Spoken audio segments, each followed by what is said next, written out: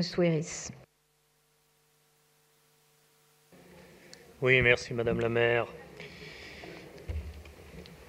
Alors, dans cette affaire qui, je le rappelle, je parle de l'incendie, est intervenue le 15 avril, dès le 17 avril, j'ai fait faire des prélèvements, une campagne de mesure de la qualité de l'air et des prélèvements au sol. Je crois qu'il faut bien comprendre cette différence pour aborder sereinement le sujet de la santé publique. Il n'y a eu aucun prélèvement en matière de qualité de l'air qui démontre des traces de plomb, et pour cause, le métal est suffisamment lourd pour retomber au niveau de ces particules. Donc le sujet est effectivement un sujet de contamination de sol. Je rappelle que ce que vous décrivez, Madame la conseillère, quant au risque du plomb, est en cas d'ingestion du diplôme. Cas de figure qui ne peut se produire, assez peu vraisemblablement dans l'espace public, mais que dans le cas où des personnes marchant dans l'espace public contaminé ramènent le plomb chez eux, ce qui pose effectivement, s'ils en mettent sur la moquette, pour leurs enfants en bas âge, un problème sanitaire. Mais à cette condition seulement. Je ne peux pas laisser dire que les personnes se promenant dans l'espace public et n'étant pas dans cette situation-là sont susceptibles d'être en risque, puisque marcher sur du plomb ne présente strictement aucun risque. Et donc, c'est bien pour ça que dès le lendemain de cet incendie, j'ai établi un périmètre de sécurité, dont j'observe qu'il a été jugé sévère, mais il me paraissait absolument nécessaire, dès le soir de l'incendie, de procéder de cette façon-là. J'ai eu de nombreuses demandes pour lever le périmètre de sécurité assez rapidement, et au jour d'aujourd'hui, j'ai à peu près tout levé en fonction des résultats que me donnaient les différentes enquêtes, à l'exception du parvis. Et vous avez tout à fait raison, Madame la conseillère, l'intérieur de la cathédrale et le parvis sont toujours dans des situations de pollution significatives. À l'intérieur de la cathédrale, ça relève bien évidemment du contrôle de l'inspection du travail. L'ensemble des travaux diligentés par la DRAC se font avec les précautions pour les travailleurs soumis à des dispositifs de cette nature. Sur le parvis, il est toujours interdit, puisque je ne peux pas lever l'interdiction, nonobstant les demandes pressantes que j'ai, tout simplement pour cette raison-là, puisqu'il faudra s'assurer que les taux constatés de plomb sont redescendus dans une moyenne adéquate pour... Pardon, Monsieur le Préfet, vous voulez bien fermer cette porte? Merci. Et je vous en prie. De manière donc à ce que le parvis puisse être réouvert le plus rapidement possible. Alors, vous posez une autre question qui est celle des autres contrôles faits à l'intérieur des habitations. Je rappelle que l'ARS a non seulement ouvert des consultations de plombémie à l'Hôtel-Dieu pour les riverains, mais également a identifié une dizaine de logements dans lesquels ont été réalisées des enquêtes environnementales. Celles-ci n'ont pas mis à jour de concentration problématique.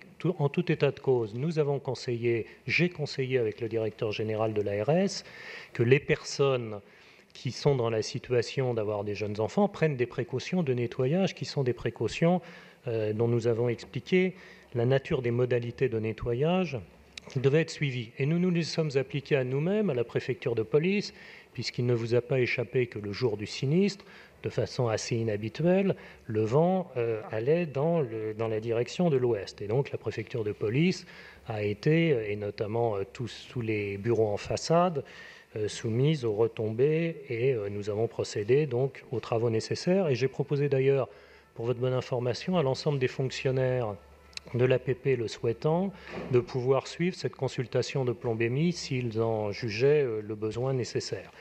Il m'a semblé être assez transparent dans les communiqués qui ont été publiés, mais vous soulevez une question dont j'ai compris à la lecture de Mediapart qu'elle était assez mal interprétée, qui est celle effectivement de la cartographie de référence. Alors, nous avons, par souci de bien faire, fait réaliser dans d'autres endroits de Paris des analyses de concentration de plomb. La difficulté que nous rencontrons, et il ne faut pas la sous-estimer, c'est qu'il n'y a pas de valeur de référence, puisque c'est en quelque sorte une première. Je parle à ma connaissance dans l'espace public, et pour cause, le problème ne s'était jamais posé. Donc il y a effectivement un certain nombre d'endroits qui ont des concentrations de plomb qui ne sont pas au standard. D'où viennent-elles, ces concentrations? Viennent-elles de Notre-Dame? Viennent-elles d'incendies précédents ou de je ne sais quel autre phénomène qui font qu'il y a effectivement des taux de plomb sur les espaces publics, c'est-à-dire sur les trottoirs ou sur les voies de circulation, supérieurs à ce qu'il serait nécessaire de faire? Mais je partage votre conclusion, c'est-à-dire je ne vois que des avantages à publier cette cartographie de référence. Et je le conseillerais comme tel au directeur général de l'ARS, qui a en la matière la compétence, pour qu'on puisse le faire au plus vite, pour que tout un chacun ait accès à ces résultats. Mais vraiment, je voudrais rassurer l'ensemble de nos concitoyens et des gens qui non seulement habitent Paris, mais qui y viennent également. C'est extrêmement désagréable cette affaire de plomb, mais il n'y a aucun danger pour la vie des uns et des autres, sauf vraiment à se mettre dans des situations de vouloir, peut-être pas lécher les trottoirs, mais au moins se mettre dans des situations qui ne sont pas celles d'un comportement usuel. Voilà ce que je peux vous dire, mesdames et messieurs. Merci, Monsieur le Préfet. Madame Soueiris. Merci Madame la maire. Alors, je suis très heureuse, moi, qu'il y ait ces deux questions, parce que je pense qu'effectivement, même si il n'y a pas actuellement de pollution au plomb qui permette de penser qu'il y a une contamination avérée de personnes, hormis un cas, mais ce cas-là, il se trouve de ce petit garçon qui s'était avéré positif au plomb qu'il y avait chez lui une contamination fréquente au plomb qui n'avait rien à voir avec le drame qui est arrivé à Notre-Dame. Néanmoins, il y a un principe de précaution à avoir qui est absolument essentiel et sur lequel nous, à Paris, nous n'avons pas du tout faibli depuis le départ de cette question, dès que ça s'est posé. Et les réunions qui ont eu lieu, dont certaines ont été mentionnées dans Mediapart, entre la préfecture de police, l'ARS, les services de la ville de Paris, sont absolument essentiels à maintenir, ils continuent et ont amené à prendre un certain nombre de décisions. Ces décisions pour la ville de Paris ont été importantes puisque déjà nous avons avec nos services effectivement participé à des enquêtes de détection de plomb dans les appartements qui étaient concernés et préconisés par l'ARS. Nous avons également, dans les écoles qui étaient attenantes et à moins de 500 mètres de Notre-Dame, fait des enquêtes sur la question de la plombémie, y compris dans les écoles et les crèches, y compris privées, de manière à ce qu'effectivement, il puisse y avoir une certitude que les choses se passaient bien. Et par ailleurs, une réunion d'information dans le 4e arrondissement avec les habitants et un certain nombre de préconisations auprès des citoyens et des commerçants ont été faites assez rapidement. Néanmoins, il reste, j'allais dire, des problématiques, évidemment, puisque, ça a été dit, la question du seuil et de savoir à quel moment ça devient le seuil, la quantité de plomb devient dangereuse pour la santé. Eh bien ça, c'est quelque chose qui n'est pas encore sûr. On a encore un manque de connaissances sur cette question. C'est vrai que c'est une première, la question de Notre-Dame, qu'il n'y a pas eu d'équivalent qui nous permet d'avoir des données comparables. Nous n'avons pas non plus des données avant de plombémie avant l'accident et avant le fait que avant cet accident. Et donc, ce qui se passe actuellement, c'est de se dire que nous avons deux devoirs, à mon sens. Le premier devoir, c'est un devoir de transparence.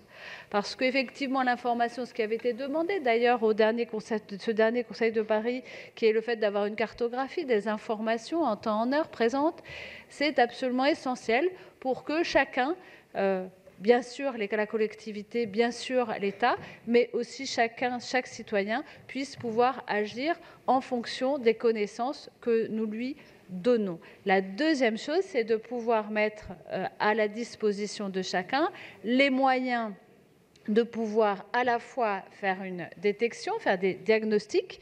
Donc ça a été fait effectivement, comme ça a été dit, à l'Hôtel-Dieu, mais moi j'ai demandé à l'ARS le fait que ça soit élargi, pas seulement aux femmes enceintes et aux enfants qui habitaient sur l'île de la Cité, mais à l'ensemble des personnes qui habitent ou qui travaillent aux alentours de Notre-Dame, parce que c'était déjà très important. Notre réseau de PMI à la ville également continue d'effectuer des taux de plombémie, c'est très important, et donner des conseils aux familles. Donc ça, nous devons le continuer.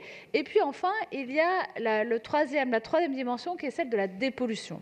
Et la dépollution, eh bien, il y a la question du parvis, évidemment. Et puis, il y a aussi la question de la rue de la Cité, qui a été réouverte quand même au public, alors que ce que moi j'ai eu comme renseignement, c'est qu'il y avait les mêmes taux de contamination des sols qu'à peu près que sur le parvis. J'ai eu comme assurance d'Aurélien Rousseau, le directeur de l'ARS, le fait que de nouveaux prélèvements seraient effectués pour vérifier et voir effectivement s'il y avait un danger équivalent, auquel cas, évidemment, nous pourrions revoir, et en tout cas, il demanderait à ce que ce soit fermé comme le parvis. Parce que ces questions de dépollution, évidemment, elles sont essentielles. Il va falloir dépolluer le parvis. Pour l'instant, ce n'est pas le cas.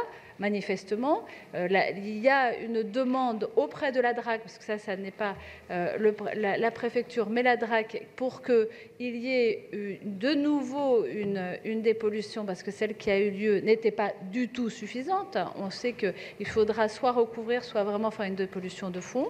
Ce sera certainement aussi quelque chose de cet ordre-là sur la rue de la Cité. Et puis, il y a la dernière question, j'en aurai fini, qui est la question des terres, c'est-à-dire du jardin qui est juste derrière Notre-Dame et du mémorial qui est juste encore derrière, où là, il y a une pollution de la terre et où il faudra effectivement voir à comment pouvoir changer cette terre.